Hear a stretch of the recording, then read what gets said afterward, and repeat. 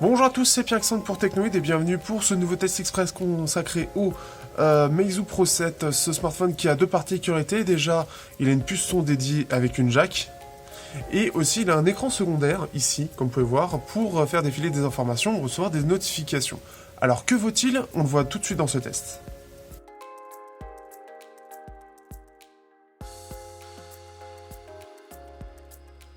Au niveau des caractéristiques, donc on se retrouve avec un Helio P25 en termes de processeur, avec un Mate 880 pour la partie graphique, 4 Go de RAM, ensuite 64 Go de stockage. On a un écran de 5.2 pouces avec donc Full HD avec son écran secondaire en 240 x 360. Nous avons droit aussi à un lecteur d'empreintes ici, de l'USB Type C avec une jack.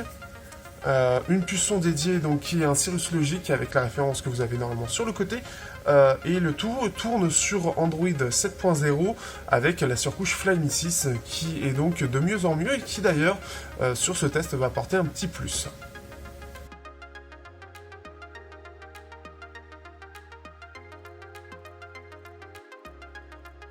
Au niveau du design, on a un design qui est assez réussi, donc avec cet écran de 5.2 pouces. Alors par contre, il n'est pas borderless, comme la plupart des smartphones, avec un prix de 450 € forcément. Nous avons cet écran ici qui fait donc la différence, et donc qui par contre n'est malheureusement pas assez bien intégré, il n'y a pas assez d'options. On voit surtout les options que vous voyez à l'écran, mais pas forcément plus. On a aussi l'appareil photo qui fait sa grande particularité, qui permet donc de gérer surtout en fait avoir les meilleurs selfies comme ils disent, donc soit en original, soit beauté, soit en mode flou, donc bokeh. Donc ça c'est assez sympa. On a ici les doubles capteurs juste au-dessus avec ici le double flash. On a Meizu qui est mis dans la même donc en horizontal comme ceci, enfin la verticale comme l'écran, pour avoir un design un peu plus uniforme. Un design qui malgré le fait que ça fasse un écran comme ça est plutôt réussi. La prise en main est bonne, le design est, je trouve, très joli, surtout en rouge il est très joli, il est très réussi et agréable à utiliser tous les jours, il n'est pas trop lourd et le lecteur d'empreintes marche très bien.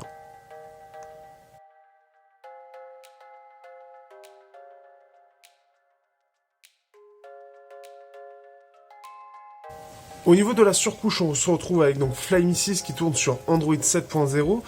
Donc une surcouche qui est assez particulière mais aussi légère. La partie chinoise a beaucoup été effacée, efface beaucoup de fonctions, mais elle reste assez agréable à utiliser et est en plus assez bien optimisée de mieux en mieux pour la partie Europe, puisqu'elle souffrait de beaucoup de problèmes jusqu'à il y a peu. Donc une surcouche vraiment sympa, légère, efficace, surtout avec ce système de gesture où pour faire apparaître le multitâche ou tout simplement le bouton tout simplement multitâche, enfin le bouton de lecteur d'empreinte pour tout ce qui est retour, etc. Qui est très pratique et qui est presque addictif parce que c'est très simple à utiliser. Pour l'écran, on est donc sur un écran de 5.2 pouces Full HD de la AMOLED qui est plutôt pas mal en plus de ça. Il est vraiment agréable à l'œil, il est aussi très lumineux comme très peu et il est neutre, qui a beaucoup été amélioré par rapport à avant, puisque avant, Meizu avait tendance à mettre, surtout au niveau des rouges, quelque chose de beaucoup trop saturé. On peut même le gérer avec l'aide adaptative photo dynamique ou cinéma, comme vous voulez.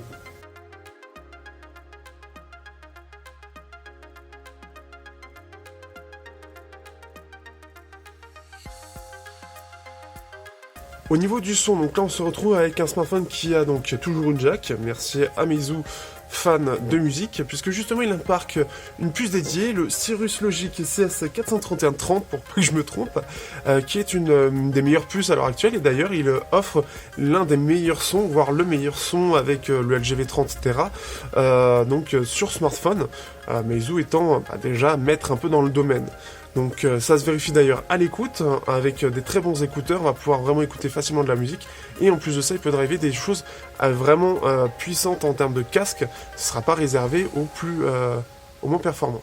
Pour la photo, on se retrouve avec un double capteur, deux fois un IMX 386 avec une ouverture en 2.0 qu'on peut retrouver ici.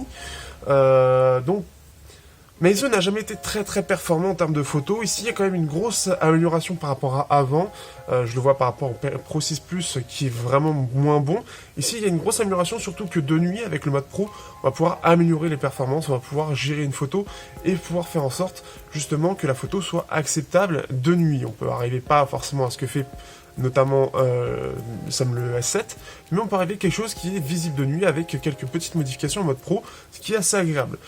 En plein jour, on commence à avoir des photos qui sont vraiment pas mal, très correctes. On est encore loin de ce que propose le S7, le S8 ou les iPhones, mais ça se défend bien mieux en tout cas que ce que j'aurais pensé.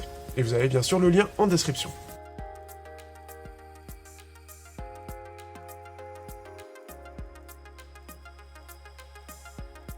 Au niveau de l'autonomie, donc là on est sur plutôt une bonne autonomie, puisqu'avec ces 3000 mAh, on a droit de la charge rapide et le Helio P25, qui est gravé en 16 nanomètres, on a droit à une autonomie qui est entre 5 et 8 heures à écran allumé, donc ce qui est plutôt pas mal du tout, c'est-à-dire que c'est bien maîtrisé par Meizu, et donc on a droit à une autonomie qui pourra faire facilement la journée, même avec du jeu, ce qui est assez agréable.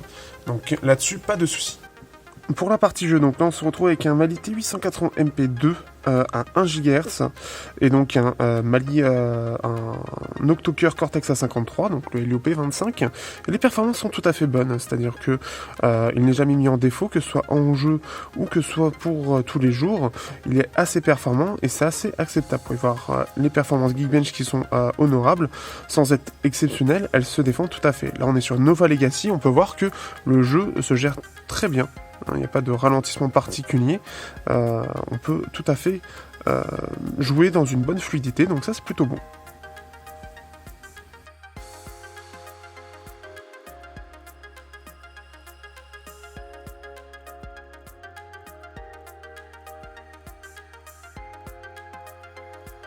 Alors, que penser de ce Meizu Pro 7 ? Eh bien, c'est un smartphone qui m'a beaucoup plu. J'étais un petit peu réticent sur certaines choses, notamment l'appareil photo ou l'écran secondaire, mais il y a des améliorations déjà avec les mises à jour. On a aussi l'apparition des Google Apps qui n'étaient pas prévues au départ et qui, avec les mises à jour, l'apportent, ce qui est une bonne chose aussi.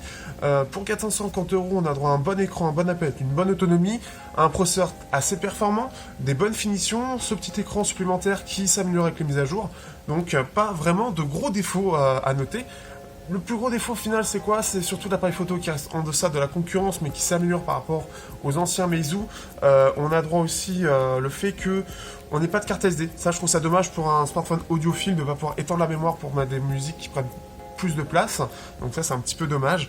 Et l'écran secondaire qui n'est pas encore parfaitement maîtrisé, dans le sens où il manque des fonctions qui pourraient être très utiles pour cela. Donc par exemple la gestion de la musique ou avoir Maps sur ce petit écran, ce genre de choses.